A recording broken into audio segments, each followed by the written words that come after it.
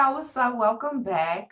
I got another message, y'all. I am coming with another message, and I am so happy to be here because usually I don't do any videos on Fridays and Saturdays because, life is happening for me. But I am so excited to be back today. And, we got to do our prayer. I hope everyone has been waking up with a new attitude, because joy do come in the morning. We should be waking up thanking God. We should be waking up in gratitude and appreciation and just thanking him for life and for a new day, because life is good. It's good, y'all. It is good. It is fantastic. Even when you have those days that I consider growing days where God is testing you and life is like giving you a bunch of resistance, but that is there to build you up. That is there to make you dive deeper into God and build your faith and build your trust. Because like I always say, if everything was easy, y'all, we wouldn't need God. If everything was just available here, like here you go, you don't have to work for it, just pray 5 hours a day and you could get everything that you need, we wouldn't need God, you guys. So you have to realize you have to push. You have to be strong. Like, this world is not for the weak, the people who ready to faint and they legs and everything is just always giving out on them. Like, you have to stand tall and you have to root yourself in God so you can be able to weather the storms of this world, and you can be able to go with the ebbs and flow of life, because it is not going to be, life is not consistent.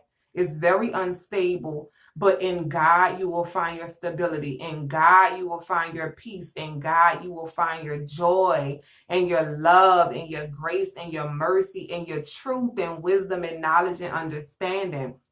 So I just pray that we begin to trust in God and not expect life to be what we need it to be so we can be what God called us to be. So let's just pray. And then we'll get to the message. God, I just want to thank you.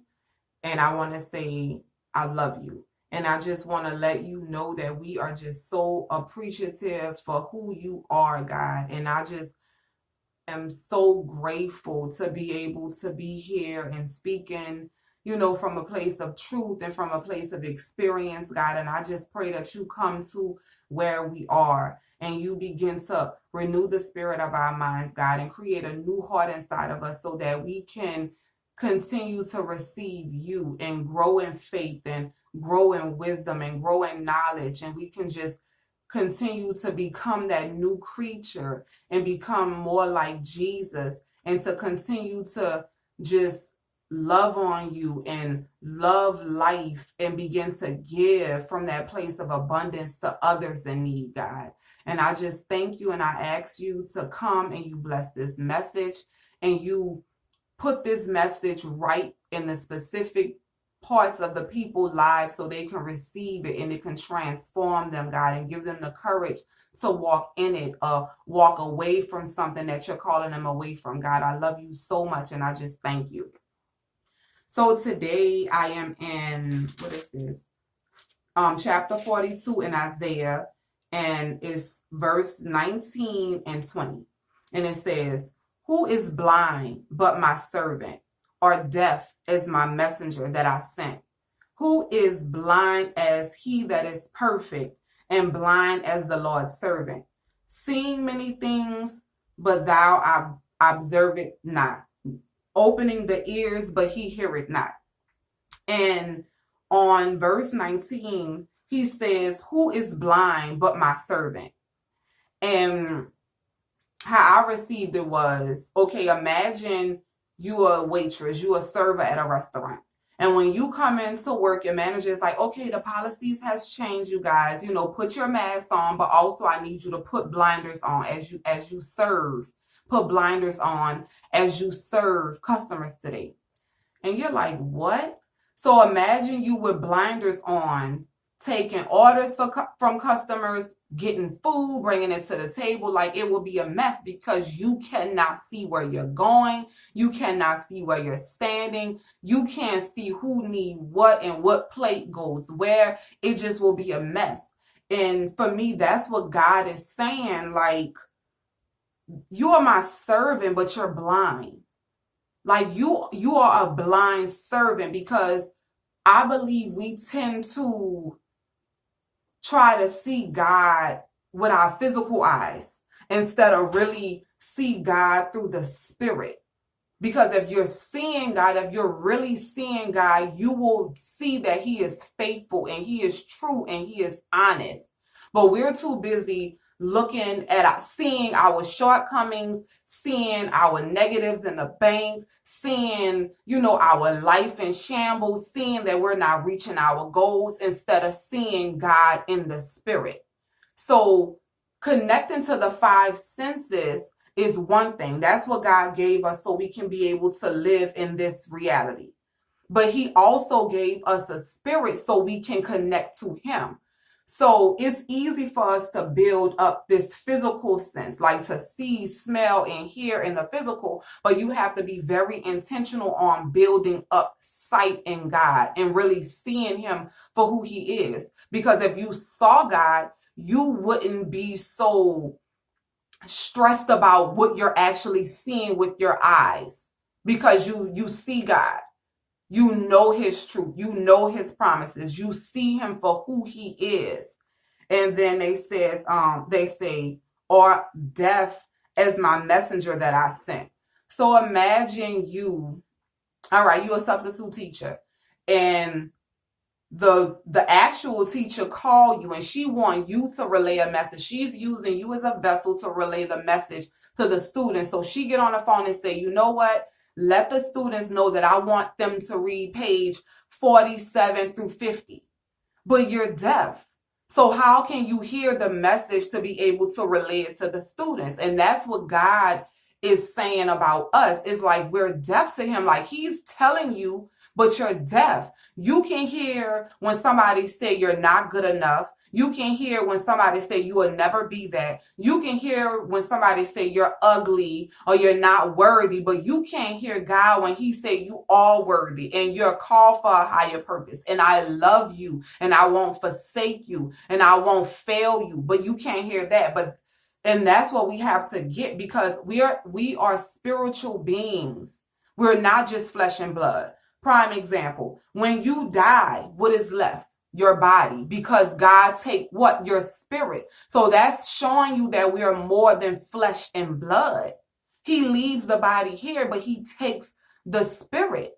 So you have to begin to get intentional about seeing God and hearing God, because you won't be able to get your physical senses, your five senses, to see him. You can see the expression of him, but you have to see him, meaning you have to believe it before you see it. You have to believe it you have to see it in spirit, believe it in spirit before you can actually see it with your eyes. You have to hear it from God. You have to hear him speak to you, and you have to get connected with spiritual things. And because there's no way to connect to him without being connected spiritually.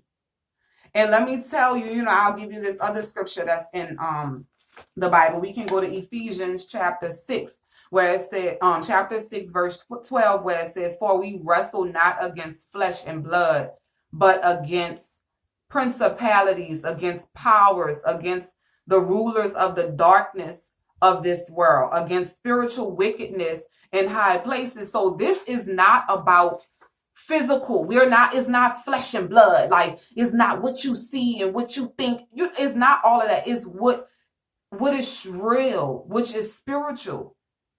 And then it says in 20, it says, seeing many things, but thou observe it not. Like, you're seeing all of these things. You're seeing that you don't have a degree. You're seeing that your money is not right. You're seeing that the kids are misbehaving. You're seeing that the relationship may be falling apart. You're seeing all of these things, but you're not observant in the spirit on God. You're not observing God in the spirit. You're not observing him. You're not meditating on your word. So you can see past what all you see, because this doesn't matter. He also said, opening the ears, but he hear it not. Like, you hearing people saying you're not worthy. Like, you're hearing all of this negativity. You're not enough. You're not worthy. You even hearing the things that you say to yourself. But you hear it not. Because God is calling you to a higher place. God is saying you are enough. God is saying you are worthy. So that's why I always say you have to get in the Bible, because this is what connects you to God. This is you seeing in the spirit. This is you hearing in the spirit. Because if you get enough of what he think about you and what he feel about you and what is truth, you can now see him. It's like you will have X-ray vision. You will be able to see past all of this physical, and you can see. You can see. You know how when you have X-rays done, they're not showing, you don't see none of your skin. You see your bones, right? You see the bones when you get an MRI. You're not even seeing bones. You're getting down to the ligaments and the tendons. So God is trying to give you X-ray vision. God is trying to give you MRI vision, where you can see past the flesh, but you getting down to the nitty-gritty of what's really going on in the spirit, because that's the only way you will connect to him. You will not see God in the flesh.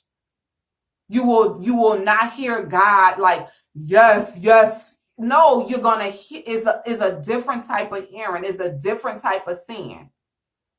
So when you get the sight of God, you'll be able to look at your bank statement and know, okay, I need 800 and I only have 200, but I'm not worrying about it because God got me.